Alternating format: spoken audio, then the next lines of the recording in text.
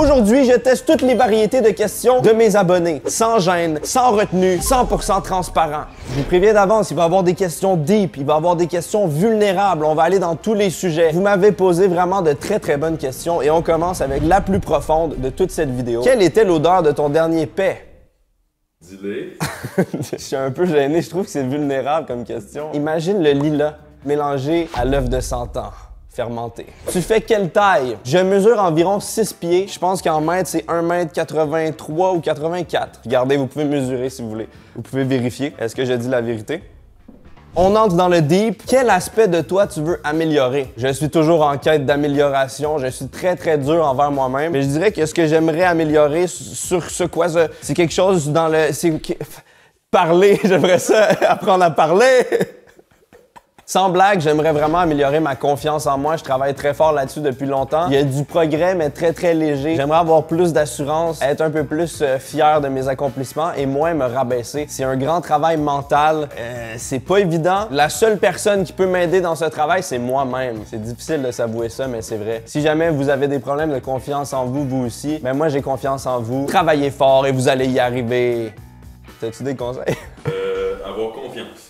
J'ai confiance là-dedans. Quelle est ta vidéo préférée sur ta chaîne et ta préférée sur Internet? La vidéo préférée sur ma chaîne, c'est la vidéo « Je teste le meilleur buffet au monde », la vidéo des grands buffets de Narbonne, parce que ça a été comme une idée que j'ai eue un peu folle et j'ai décidé de le faire. Je me suis plongé là-dedans, c'était difficile, c'était compliqué, beaucoup d'organisation, de planification et on a réussi à faire un résultat vraiment très cool. Je suis très fier de cette vidéo, on m'en parle souvent et de l'avoir abouti, mis sur Internet pour toujours et apprécié, c'est le meilleur sentiment au monde. Et pour ma vidéo préférée d'Internet, attention, c'est une réponse très perturbante. Ne regardez surtout pas ça si vous avez l'âme sensible. Je pense que ça a potentiellement mal vieilli, mais c'est une vidéo qui m'a beaucoup influencé. The Vomit Cake de Filthy Frank, un grand fan du Frank. Cette vidéo m'a marqué. C'est plein de légendes de YouTube ensemble qui font des choses perturbantes. Âme sensible, ça peut tenir. Comment envisages-tu le développement de ta chaîne avec la France et le Québec? Différentes collabs, point d'interrogation, le contenu plus en lien avec la haute gastronomie, rencontrer plus de chefs, type de cuisine et des techniques en cuisine, etc. Par où commencer? Mon objectif, mon rêve un peu, ce serait de faire le pont entre la France et le Québec, qu'il y ait plus de Français qui viennent au Québec faire des collaborations avec des créateurs québécois. Les deux mélanges de cultures peuvent vraiment être très cool, puis il y a un potentiel infini avec ça. Pour ce qui est de la haute gastronomie, j'ai fait quelques vidéos en lien avec ça. J'aimerais ça en faire plus, mais c'est un univers difficile à percer. La plupart des restaurants un peu chics, un peu sophistiqués, aiment pas trop qu'on filme. Souvent, je suis pas très pris au sérieux et ils veulent pas toujours faire des trucs avec moi à explorer davantage. Quel est ton plat préféré et celui que tu détestes le plus? Mon plat préféré, c'est le poulet au beurre, également appelé le butter chicken. Le parfait mélange de sucré, de velouté, de tomaté, d'épicé, de salé, c'est juste trop bon, c'est parfait. Pour moi, c'est le summum du plaisir. Et mon plat que je déteste le plus, je dirais que c'est, tu sais, un pain de viande.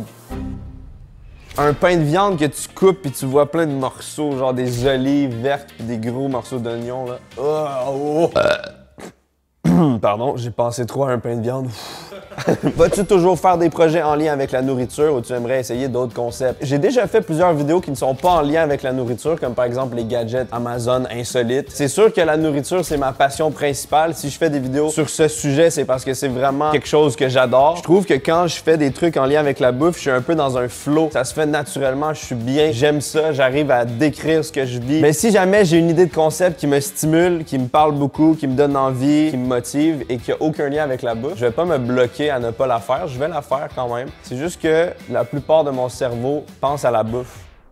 Quel est le matos que tu utilises pour faire tes vidéos? Ça, c'est le genre de questions ultra nichées que peu de gens répondent dans leur FAQ, mais moi, ça m'intéresse de savoir ce que les autres YouTubers utilisent. Donc, je vais vous le dire. La caméra principale ici, là, c'est une Sony A7S III avec un objectif Sony G Master 35 mm f1.4.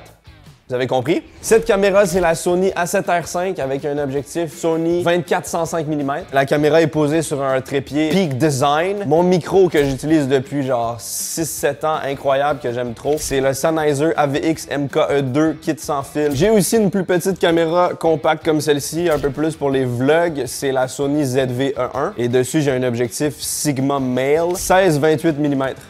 Niveau logiciel de montage, c'est pas moi qui fais le montage, c'est Dantaz qui est en train de monter en ce moment. Il utilise Premiere Pro, Adobe, ainsi que After Effects et peut-être d'autres logiciels que je te laisse afficher à l'écran si jamais c'est le cas. Oh! J'aime beaucoup cette question. GP Explorer avec cocotte pour une Team Canada? Je pense que le GP Explorer, ça serait la seule raison valable pour me faire passer mon permis. Imagine-moi dans une Formule 4, man.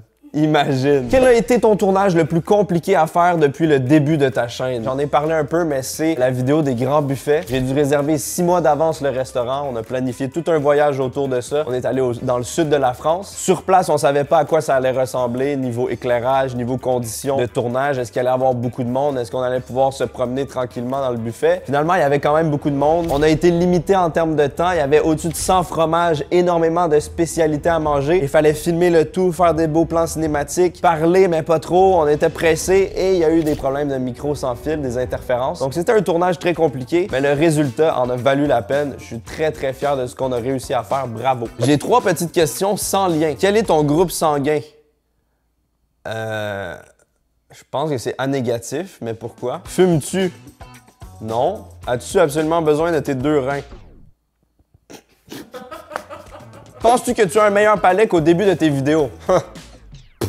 Bien sûr. Mon palais s'est tellement développé, j'ai mis tellement de texture, de goût sur cette langue. Cette langue a du vécu. Je pense sincèrement que je me suis amélioré dans les sensations, mais aussi dans le descriptif. J'ai réussi à un petit peu perfectionner mon vocabulaire. C'est encore vraiment pas parfait. J'ai envie de travailler encore plus là-dessus et d'apprendre des nouveaux mots pour décrire toutes les saveurs le plus détaillées possible. Mon palais se transforme peu à peu en palais.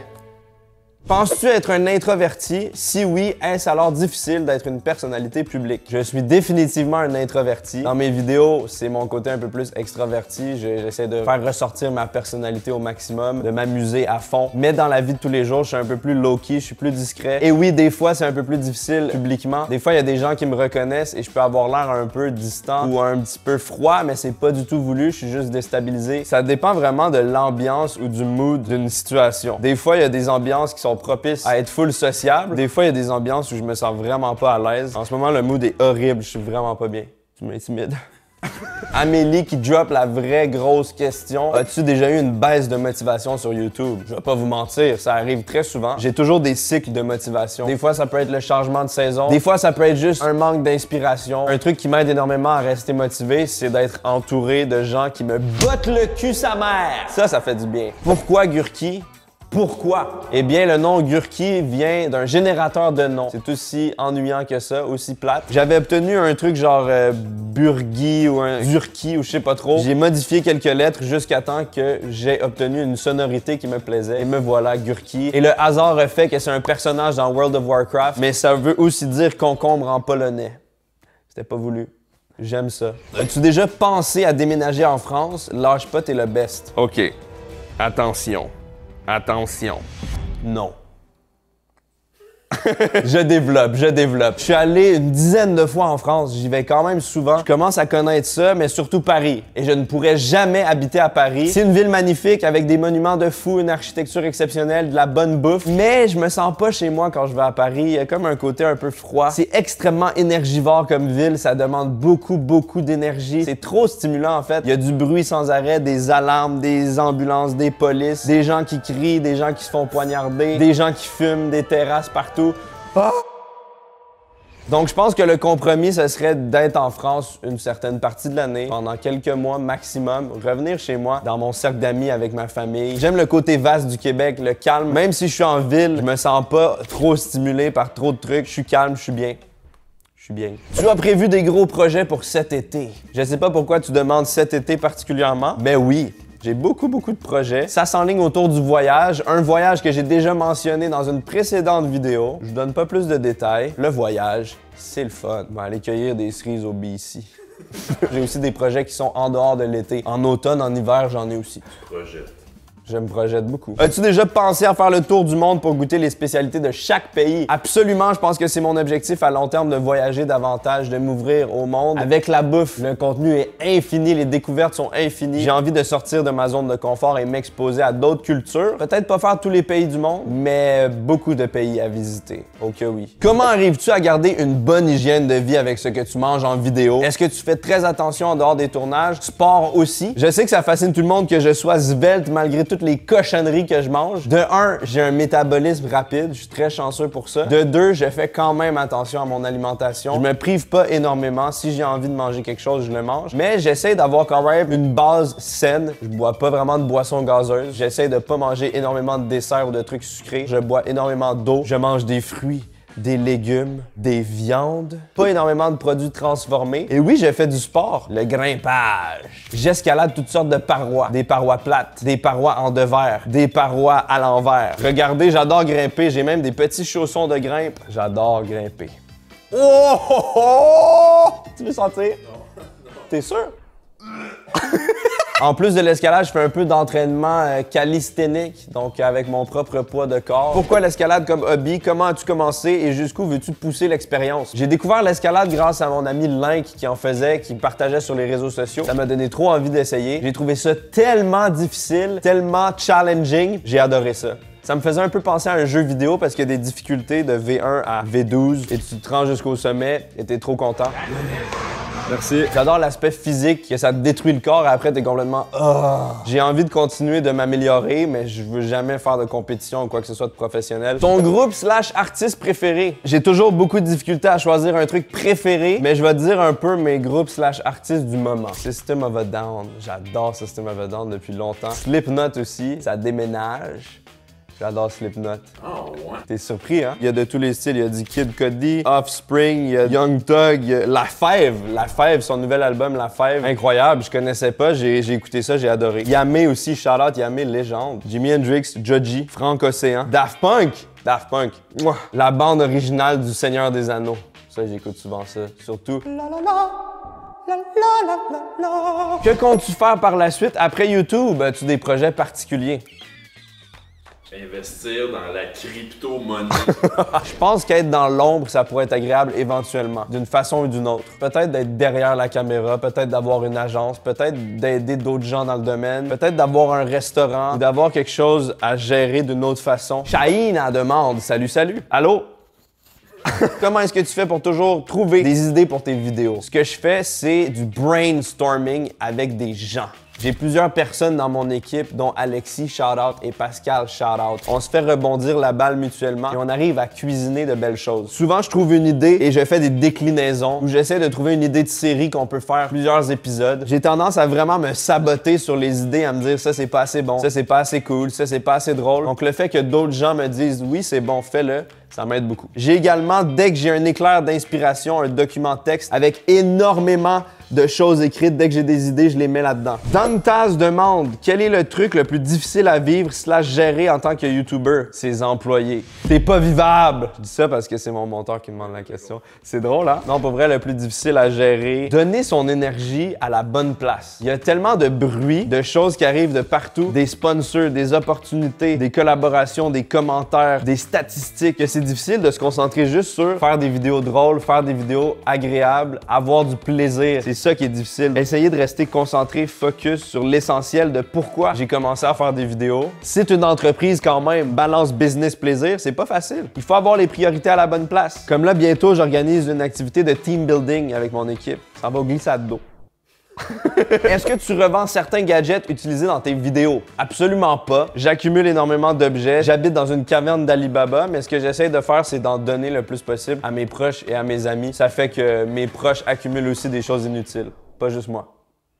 As-tu des conseils pour la création de contenu quand tu as commencé sur Internet? Je fais des vidéos de musique sur TikTok, Instagram. Mes conseils pour la création de contenu, ce serait de se lancer dans un sujet qui te passionne vraiment et que tu dois faire beaucoup, longtemps. C'est un domaine qui demande une rigueur sur le long terme. Tout le monde fait des vidéos pendant 2 mois, pendant 3 mois. Moi, ça a pris 2-3 ans avant que ça finisse par fonctionner. C'est ultra cliché, mais si tu le fais juste pour des résultats, ça va être plus compliqué. Force à toi, le sang. Regarde pas trop tes statistiques. Ça va te bouffer vivant, man. Regarde ce que ça m'a fait. Un skidoo, on peut-tu laisser ça dans le cours? Est-ce que tu considères une virée à Marseille? Au niveau culinaire, tu vas te régaler et découvrir beaucoup. C'est quoi les chances? Je m'en vais à Marseille extrêmement bientôt vous faire une petite vidéo délicieuse. J'en dis pas plus, mon gars de thé. Je voudrais savoir quelle est ta pire expérience culinaire. Bon appétit pour la suite de ta chaîne. La seule fois où j'ai vomi sur ma chaîne, c'est quand j'ai mangé l'œuf de 100 ans. Donc, je peux pas dire autre chose que l'œuf de 100 ans. C'est une très vieille vidéo que Carl, justement, derrière la caméra, filmait. On a filmé une fois, moi qui mange l'œuf. Le son marchait pas. J'ai dû le manger une deuxième fois. J'ai vomi partout dans l'évier. En espérant que ça reste la seule fois que je vomis sur ma chaîne. Quelle est ta plus grande fierté? Je pense que c'est ma chaîne YouTube, hein, sans la moindre hésitation. La version jeune adolescente de moi serait excessivement fière de voir que c'est vraiment mon travail. J'ai énormément misé là-dessus et ça a fonctionné. Donc je suis vraiment comblé, je suis vraiment fier et aussi très reconnaissant d'avoir fait tout ça. Des fois, j'oublie un peu que je vis vraiment la vie que je voulais vivre quand j'étais très jeune. Donc c'est important de se remémorer le Jules du secondaire qui faisait des vidéos Minecraft. Je te sers la pince. On a réussi, mon frérot. Je viens de me qualifier moi-même de frère. C'est bizarre. Quels sont tes soins capillaires? Je me lave les cheveux aux 3 jours environ et je mets du shampoing. Et après ça, je rince et je mets de l'après-shampoing sur mes pointes et après, je rince. Je laisse sécher naturellement. Le séchoir, ça me fait trop gonfler. Hey Gurki, depuis un moment, je constate que la personne derrière la caméra a changé. Je me demandais où était Grébiche. C'est une question qui est revenue en énorme quantité. C'est une des raisons justement de pourquoi j'ai fait cette FAQ. De base, j'avais pas trop envie d'aborder ce sujet, donc c'est pour ça que j'en ai absolument pas parlé. Vous avez vu que le caméraman a changé du jour au lendemain. Après près de 7 ans de couple, Rebecca et moi, on s'est séparés. Il n'y a pas de théorie étrange comme quoi elle est enceinte et veut plus être à la caméra ou mon orientation sexuelle a changé ou un complot complètement fou. Non, c'est juste un couple qui s'est essoufflé après de longues années. C'est des choses qui arrivent. J'ai dû faire beaucoup de changements, d'adaptation dans ma vie. J'habite seul pour la première fois. C'est une vague de fraîcheur, c'est une vague de renouveau et ça m'a permis de reconnecter avec Carl qui est derrière la caméra, qui est un ami de longue date. C'est pour ça qu'elle est plus là. Elle fait sa vie de son côté. Je fais ma vie de mon côté. L'amour n'existe pas. Très grosse question, je vous avais dit, vulnérabilité, c'est le moment. Comment vas-tu mentalement et physiquement en ce début d'année? En ce moment précis même, je vais très bien, mais j'ai eu une période en fin d'année très difficile où j'étais vraiment pas dans une bonne position mentale, mais j'ai décidé de consulter et ça m'aide, ça me permet de comprendre un peu mes mécanismes. Je suis quelqu'un de très anxieux. Comme j'ai dit, j'ai pas beaucoup de confiance en moi, donc de comprendre pourquoi j'ai pas beaucoup de confiance et pourquoi je suis autant anxieux, ça m'aide. Ça permet de décortiquer un peu quand ça arrive et de mieux comprendre ce que je fais, pourquoi je fais ça. Physiquement, je dirais que je suis à mon top physique, à mon pic, ma forme finale. Je suis un Super Saiyan actuellement. Le fait de faire de l'escalade et un peu de sport me fait vraiment du bien de ce côté-là. Quel genre de vidéo tu préfères faire sur ta chaîne? Je dirais que c'est les vidéos pas trop compliquées et drôles. J'ai remarqué que je réussis à faire plus de blagues quand il y a moins de matériel. Les vidéos qui me permettent de faire ça, je dirais que c'est les objets insolites parce que souvent, c'est des objets très décevants et je trouve ça vraiment drôle de découvrir en direct à quel point c'est décevant et de jouer un peu là-dessus. On aimerait tous voir un peu plus de featuring avec Juan Caliente. Je vais l'appeler. Je vais lui passer le message. Salut! Salut Juan Caliente. Je voulais te partager que les gens veulent te voir davantage sur la chaîne. Oui? Ah ben, ça me fait plaisir. Pas de problème quand tu voudras. Les gens t'aiment, papa. Quelles antennes? Les gens t'aiment, OK? Oui, les gens t'aiment, voilà. J'ai entendu les antennes. Ouais, je sais.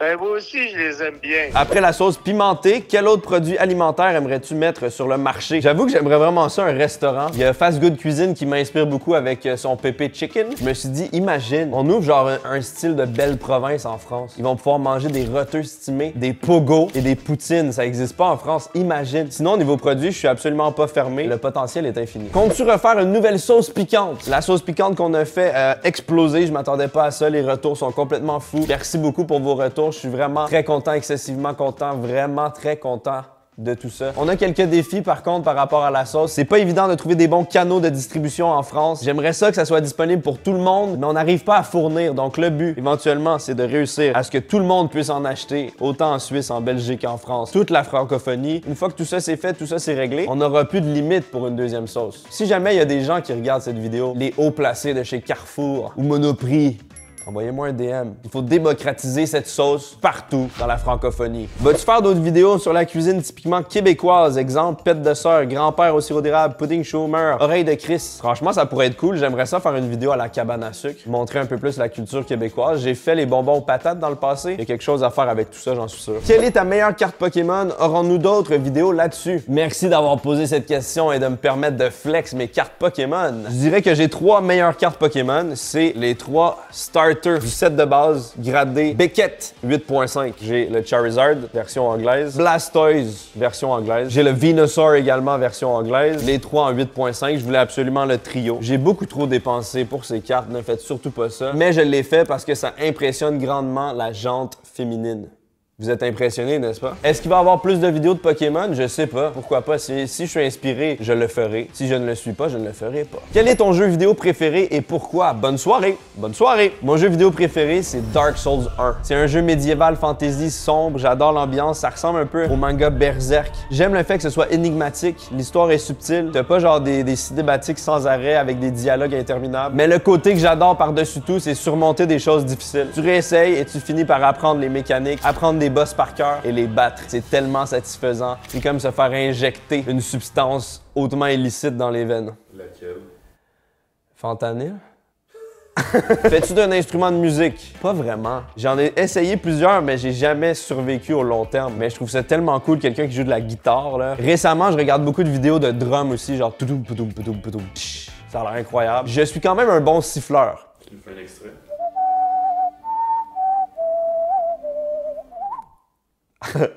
Ça fait beaucoup de questions, j'espère que ça vous a un peu éclairé. Je sais que je suis très privé, je parle pas beaucoup de mes choses, mais ça m'a fait du bien d'en parler. Merci pour votre intérêt. Prenez soin de vous, merci encore.